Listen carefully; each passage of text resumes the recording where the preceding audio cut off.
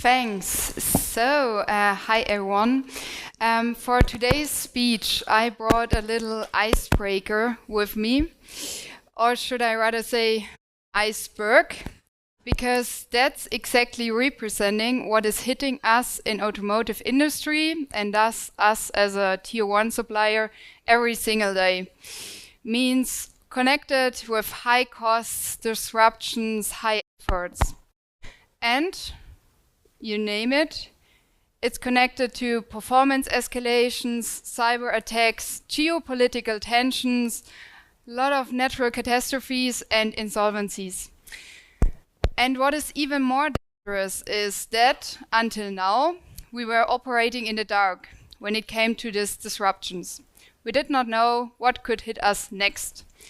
And with icebergs, you know it, did not know or considered our risks in end-to-end decision making. Here exactly kicks in what is our so-called supplier preventive risk tool, which was invented in our supplier preventive risk team and which is acting like a radar, so to say. So we are now able to see beneath the water what risks could hit us next. And that means we have now the full transparency for all our risks. We can detect the high-risk suppliers and risks in our supply chains, and with this transparency, also mitigate the high risks. And there you see step by step improving our supply chains to a more resilient one. And with that said, I warmly welcome you to our speech today from Holistic Supplier Risk Management at ZF, from reactive measures to proactive resilience. My name is Francesca. I'm working for ZF for almost 10 years now.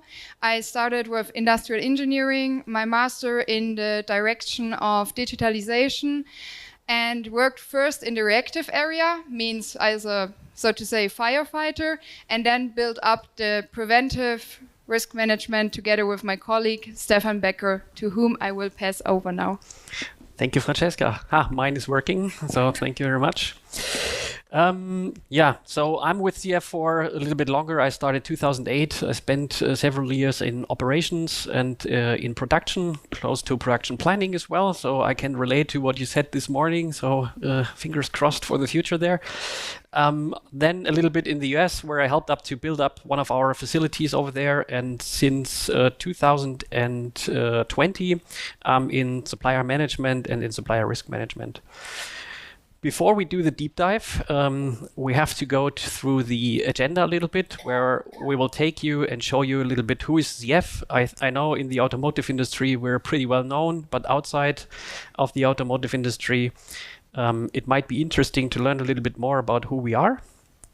And then we look a little bit about the firefighting portion Francesca mentioned. And then afterwards, after your mouth is already watering from what Francesca told you, then I will hand back over to let her explain to you what we built up there. All right, going from page 6 to 7. Who is ZF? We're around for over 110 years. This year will be our 111th anniversary in August. We are an AG, but our stocks are owned by the city of Friedrichshafen, actually. And that's a pretty unique thing. Where Friedrichshafen is benefiting from what ZF is doing. And what we're doing is we have several subdivisions where we equip trucks and also passenger cars. We are building the world's best transmission for cars. Thank you to our customers. This is who we are. Some financial backgrounds. It's already from 2024, since 2025 is not closed yet. So we are pretty large, 161,000 employees worldwide, 41 billion of sales last year. Only 0.3 billion in adjusted free cash flow. A little sneak peek. I'm not mentioning too much. 2025 will be much better. our CFO just announced also on LinkedIn, so it's not a secret, that we will be well above 1 billion for adjusted free cash flow and the EBIT margin above 4% for last year. Yeah, if we look at our structure and where we are located, then you can see we have a pretty much global footprint here. Something which is also interesting, maybe some of the sustainability colleagues are around. Between 2019 and 2024, we managed to reduce our scope 1 and 2 footprint by 51% of our CO2 emissions, and we're working on reducing them to zero in our 2030 ambition. But looking at our key figures and locations with 161 production locations worldwide, you can imagine that our supplier network is also pretty much global, and we have several thousand suppliers in our global network, several 10,000s of suppliers actually. And managing those suppliers and also the risks related to them is a pretty significant challenge. If we look at the risks which keep us awake at night, also here, I'm pretty sure all of you can relay. Everybody who is into risk management knows those risks. 2025, from our perspective, was not a year with a lot of Hollywood risks, but more the silent risks which are creeping in under your skin and disrupting your GIS and just-in-time supply chains. And with someone who's delivering to the automotive industry, you can imagine all of those, they're really driving you crazy, because the big hitters, they're always high stress, and you have to deal with them overnight and every day and 24/7, but at least it's one big chunk of risks. With all those small risks creeping up at you, all the insolvencies of also smaller suppliers and all the floods and wildfires and so on and so forth, it's also a 24/7 job, but it's coming from everywhere, just right.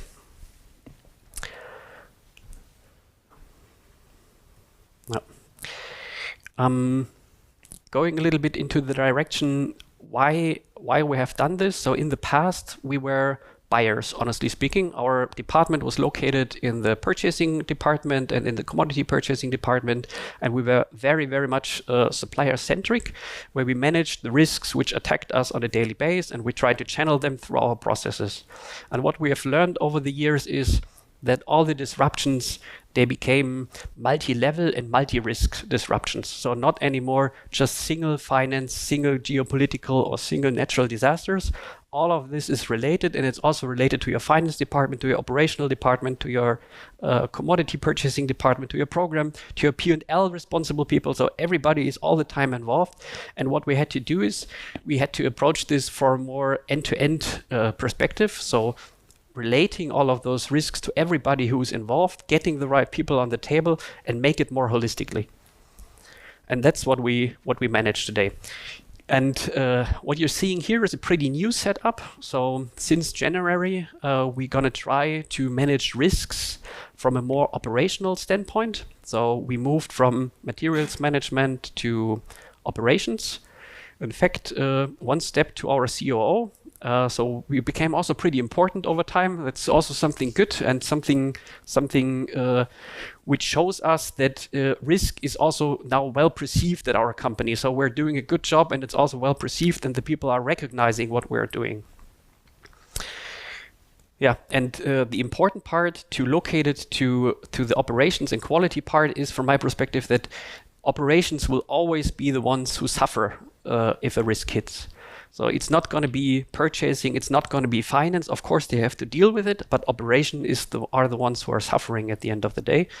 And this is why they have the biggest leverage as well. So you can really chunk it in there and hope to get it out of the weeds, because at the end of the day, operations will have to pay the price anyhow. And in a company like CF, everybody should work for operations, right? So that's something we can all agree to, because operations is what it's all about. Right, so this is what we're trying to achieve here. Fingers crossed. Firefighters, right? So before we go into the reactive portion, a little bit more about our firefighting approaches here. And as you all know, the preventive risk management can, as good as it will be, there will always be something who's sneaking through. You will never have a 100% risk avoidance system. There's always something. The evergreen we talked about this morning, of course you can prepare for something like this, but it will happen anyway sooner or later. And this is why the dealing with the risks which occur is pretty important from our perspective as well. Yeah, if you're dealing with risks, or some people better call it incident management. I always like to say it's more catastrophe management, what we're dealing with here. So what you need to do is you need to work in those 3 stages from our perspective. What you really need is a good warning system. So you need reliable data, you need reliable partners where the data are coming from, trusted partners, and then you need to work with them. There need to be a human interface. It cannot be everything automatically done, and you need to go through those data, you need to go through those incidents, and you need to apply them in a fast way to what this incident means to your organization. And how we do this is when there is an alert coming in, we classify them as high, medium, or low risk. And according to those risks, we will either inform only our organization and tell them, hey, there's a winter storm coming in North America. That's something that people know already, and it's something they need to deal with. So we are broadcasting the information to them that something is approaching. If it's a little bit more serious, then we send something out, what we call risk alert. And what we require there is already feedback from our plants and our colleagues in the world, where we say, okay, this is coming, this is the identified suppliers or the supply chains, these are the customers related to this. Please check, are you affected? Can you prepare anything in this regards? And if it's something to the extent of Russia is knocking on the doors of Ukraine, then it's clear to everybody that this is going to be a task force and you need to deal with it. You need a dedicated group of people who will take care of this. And that's actually what we did when we saw the first troops gathering around the Ukrainian border. We assembled a cross-functional team and made sure that those people there stay in close interaction. They exchange the data. They make sure that all the necessary tools are in place. And actually, before one Russian soldier crossed the Ukraine border, we were already preparing with our suppliers on site how to deal with those threats. So staying in connection with the suppliers, as also was Rosh was saying this morning, is also really important to make sure that you can react and interact with them on a quick base. Yeah, all the risks we are identifying, regardless whether it's bad quality, bad logistics, incidents which require task forces, we have set up a global meeting structure where we meet once a week with the projects on a high management level. And those projects, they will have to present their status and also if they require any help and if everything is up and running. If it's a supplier escalation, for example, a quality escalation, then what we have is escalation level 1, 2, and 3. And if you are at escalation level 2 as a supplier, there will be escalation triggers will be agreed with you, and then also the closure measures will be agreed with you. And then there is a dedicated team who's dealing on a daily basis with the supplier and trying to close those measures. And in certain, so not every supplier is in this round every week, but in certain frequencies, the supplier team will show up and report. There are still 4 ADs open, but 6 are already closed. We're on a good way. The root cause is identified, something like this. And this is done on a weekly basis, and this is also helping us to create the necessary transparency here. Yeah, that was the part above the waterline, where the visible incidents and escalations are handled. And now we do the deep dive, and Francesca is presenting to you our crystal ball. I guess it's not a crystal ball yet, but close to. Let's dive into that one. So I would say 3-4 years before we started in the preventive area, we sat in front of a white paper. We had nothing, so to say, and only had the reactive risk management where we really were experts on. And then we somehow invented a roadmap, which I just brought with me, how we set that preventive area up in our fields. So it's coming from detect, decide, execute, and learn. And we will step by step give you some insights on that column, so to say. Everything starts by detecting, so identifying the risks in your company. That was also what we did, what is tackling us most. And then step by step gathering the KPIs, creating a back end, front end, step by step doing that KPI work, so to say. In the next step, then setting up mitigation projects, because without any actions, it's nonsense. So we created an approach how we want to organize our mitigation projects and also integrated them in automized processes. In the next step, and I would say that's one of the most important one, is the execution. Not only having mitigation projects, but also deciding about the next steps with the right people, with the right management. So you need some decision makers, you need a steering committee, you also need an escalation process similar to those in reactive risk management.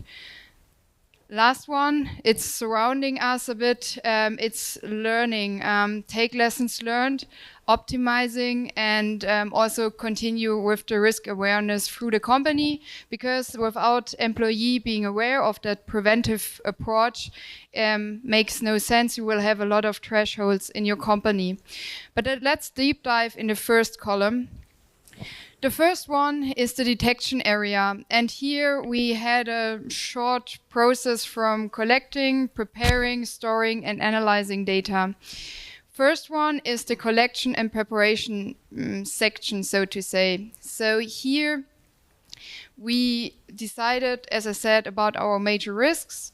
Then we decided of many KPIs and partners on those who are most predictable or give us value add, and selected valuable partners. Important here, our lessons learned is taking here the time really to identify those risks which are, I would say, major causing disruptions in your company. And really take there the time and not selecting 100 KPIs at once. So that's what we could give on your hand. In a multi-factor calculation model, we then develop two major KPIs, which are somehow the basis for everything. We have the supplier risk score, which is representing the likelihood, and we have something called sales at risk, which is representing the impact one event or risk or supplier could have on us. And with those on our hands, we are then going through the whole process. Let's just deep diving here. I brought some of our risk KPIs with me. Mostly, I guess, familiar for you. Recent topics like natural, political, finance, cyber, sustainability, all on our KPIs. Calculated and surrounded by a multi-factor calculation model. Also here, it sounds maybe like we started with a pretty fancy software or tool at the beginning, but it was not the case.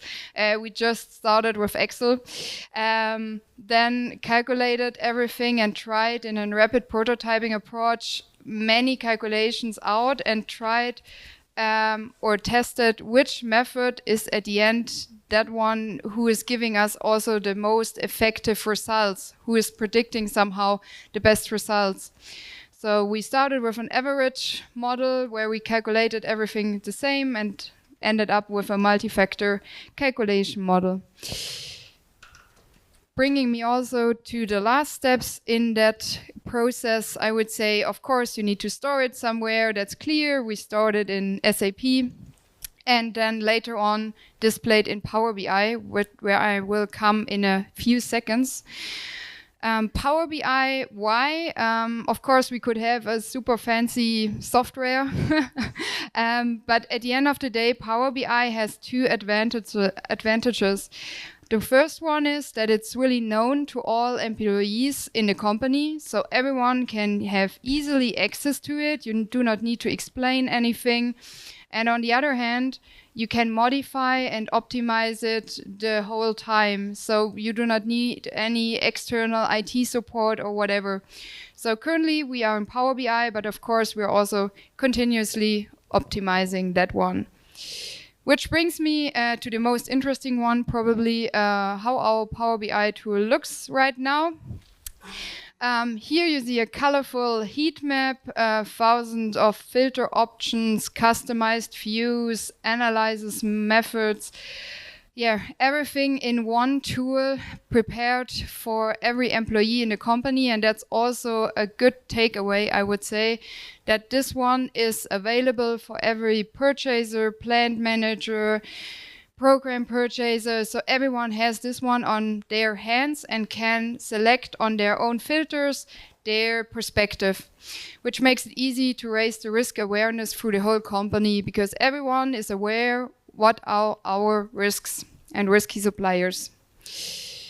But without, I would say, decisions or actions taken, that would be nonsense, so to say. So if you have the transparency, you need to do something with that one. Here, our tool is the ground basis for many other processes. Here I listed some of those which have, I would say, major impact. And I would focus here on the first one, the supplier lifecycle. We stepped in with our KPIs in those processes.